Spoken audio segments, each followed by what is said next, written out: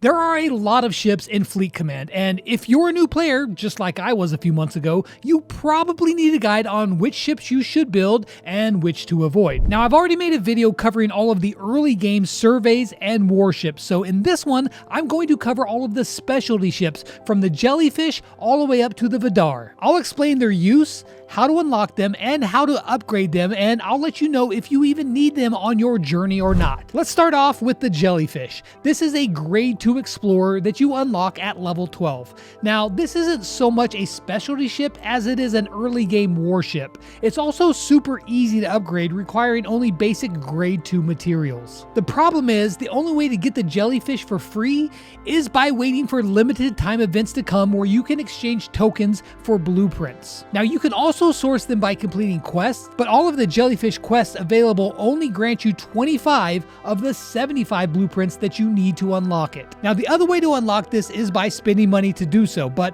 honestly, I don't really think it's worth it. Like I said, it's just an early game warship and it doesn't offer much more. You'll fly through the early levels really quick, and as you reach the early 20s, the free warships you unlock there quickly outshine the Jellyfish, rendering it obsolete. Now, the only players I'd recommend getting it are the ones who plan to stay under level 20 for a long time. But even then, it's not really worth it, as the free events that you can get blueprints from only come like 3 to 4 times a year. You'd honestly be better off spending your event tokens towards the more useful specialty ships like the USS Franklin. Now, you can unlock the Franklin starting at level 18. Its special ability boosts its damage against swarms at a starting rate of 4,800%.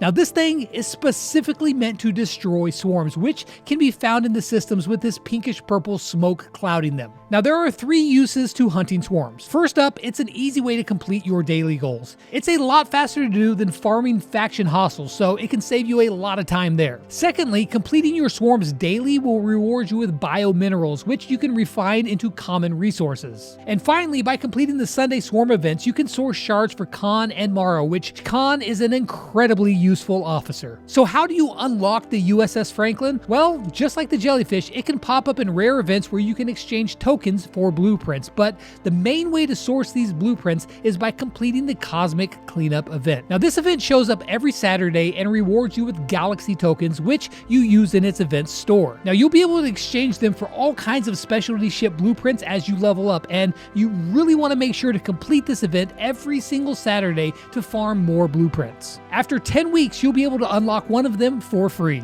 Now, unlocking the Franklin is a bit tricky, but once you have it, upgrading it, well, is actually even trickier. You need 2 specialty resources: frequency modulators and warp conduits. Now, frequency modulators are obtained by destroying swarms as well as completing daily goals. Higher level swarms drop more modulators. Now, the next resource that is needed to upgrade this ship is unfortunately level locked. By taking a look at this graph, you'll be able to see the level you need to be to further upgrade your Franklin. Now, as you level up, you'll be able to progress through the Franklin's mission chain, which will reward you with the necessary warp conduits. And with all of that, you actually don't really need the USS Franklin. Well, at least not right now at least. You see, early level swarms are easy enough to defeat with pretty much any warship, and they don't really get difficult until later in the game. And on top of that, the Franklin being level locked makes it so that there's no real rush to unlocking it, since you can't max it out quickly anyway. Now, you do definitely want to unlock it eventually, as later on, to unlock the Franklin A, you need to have maxed out the USS Franklin. But if you're in your early or even mid-20s, I wouldn't worry about unlocking this ship just yet. Instead, focus on your other ones. Now, at level 18, you can also unlock the Botany Bay by completing its mission chain. Now, finishing all of the missions will grant you 54 blueprints for it, and the next 6 you can acquire in the Augment faction store for free once you get to level 18. The Botany Bay has one use, and that is to mine data in the Augment space. There is no other survey that can mine this data other than the Botany Bay, so it is a must-have in order to complete this grind loop. Now, with the data you mine, you can exchange it for important resources in the Augment store, such as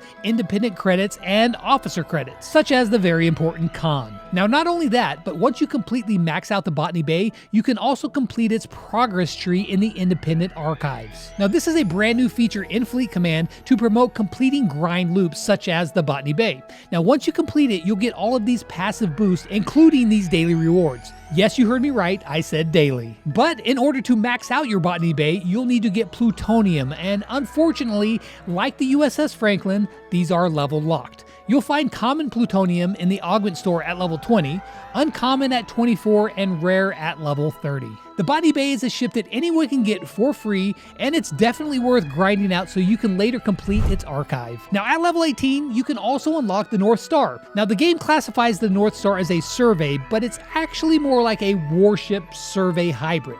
You see, it has incredibly fast mining speed, but very small protected cargo. It can be used for quick mining, but I wouldn't recommend leaving it out overnight. Now, as for its fighting capabilities, if you plan on progressing around the early 20s and skipping construction of those early level 20 ships, it can actually hold its own pretty well. Now, on top of that, the Northstar has a very high warp range, which can be super useful for reaching faraway systems as a lower leveled player. Now, upgrading it is also very easy as it doesn't take any special resources other than your standard grade 3 ship upgrade parts. The problem with the Northstar is actually acquiring it. You see, the only way to obtain this ship for free is by purchasing it during those rare events which only happen 3 to 4 times per year. Another problem that you find out if you do build the Northstar is that its usefulness, it kind of runs out past the mid-20s as you unlock better surveys and better warships. That being said, this ship can be very useful to you if you plan on moving slowly through the 20s, but if you're speed running your way through the levels, I'd probably just skip it.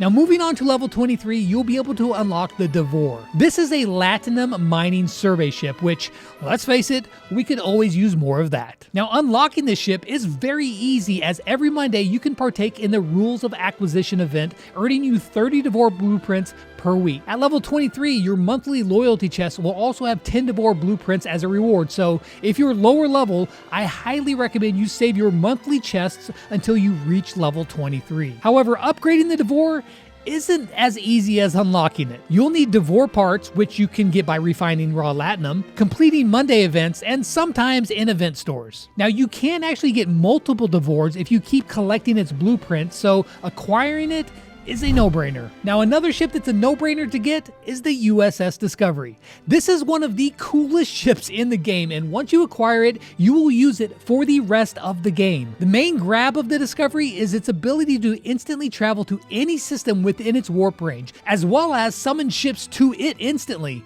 It is literally a teleporting ship. I mean, why wouldn't you want that? Now to use this warp feature, you're going to need mycelium, which you can mine and then refine into the fuel needed. However, to unlock the summoning feature, you're going to need to research it in its starship's tree. Now it is quite the grind, but once you get it, it's well worth it. Now another thing that'll take a while with this ship is acquiring the spore drive components, which you will need to upgrade your Discovery. To get these, you need to complete anomaly events which pop up at the start of every new hour throughout the day. Completing these events, you'll earn Discovery refinery tokens, which you can refine to unlock minor commendations, speed ups, recruit tokens, and then the drive components needed to upgrade the USS Discovery, as well as research its summon ability. Now this ship is a must-have, but it takes a while to become truly amazing. Until you unlock its summon ability, it's just a great time saver while doing missions. You'll want to unlock it and upgrade it as soon as possible. And to unlock it, just like the USS Franklin, you can exchange galaxy tokens for it and gather blueprints for it over 10 weeks. And in the same way, at level 25, you can start sourcing blueprints for the Meridian as well as the Vidar with your galaxy tokens. And of those two ships,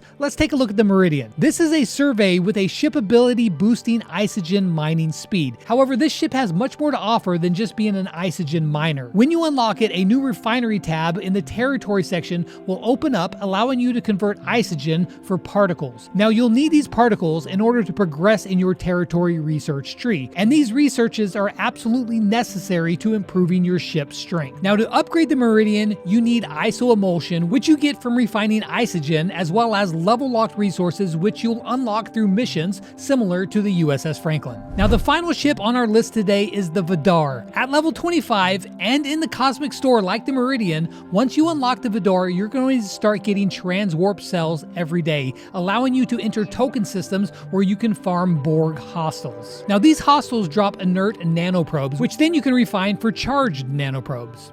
Now with the Vidar, you'll want to max it out as fast as possible, and to do that, you need these charged nanoprobes. Now you might ask, why do you want to max out the Vidar as fast as possible? Well, just like the Botany Bay, it has a path in the brand new independent archives, and on top of acquiring passive boosts in each tier, once maxed out, you can collect these rewards every single day.